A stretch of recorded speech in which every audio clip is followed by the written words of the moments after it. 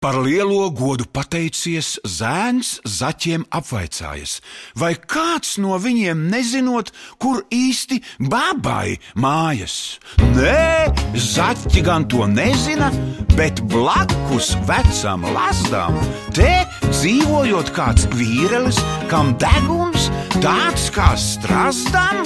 Par lielo godu pateicies, zēns zaķiem apvaicājas, vai kāds no viņiem nezinot, kur īsti bābai mājas. Ne zaķi gan to nezina, bet blakus vecam lazdām te dzīvojot kāds vīrelis, kam deguns tāds kā strazdam. Viņš varot savos to, kas ir, un arī to, kas nav. Tādēļ tam visā apkārtnē esot liela slava. Viņš varot saost to, kas ir, un arī to, kas nav. Kādēļ tam visā apkārtnē te esot liela slava? Tas vīriņš tavu šaukājies un sāk pareizi šaudīt, kā tie, kas stipras garšvielas un tiem blokus mēs baudīt.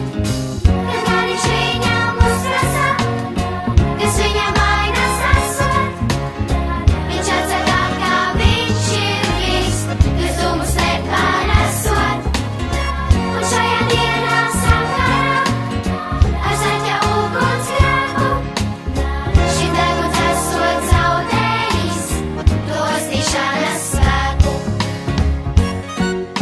Viņš tagad esot nevarīgs, un tik ar spieķi rokā sev varot ceļu sataustīt, lai neieskrietu kokā. Kad gan viņš redz, kā odējs slist, viņš sakamies ar viņu, jo tā kā tā viņš negrābus nekādu skaidru ziņu.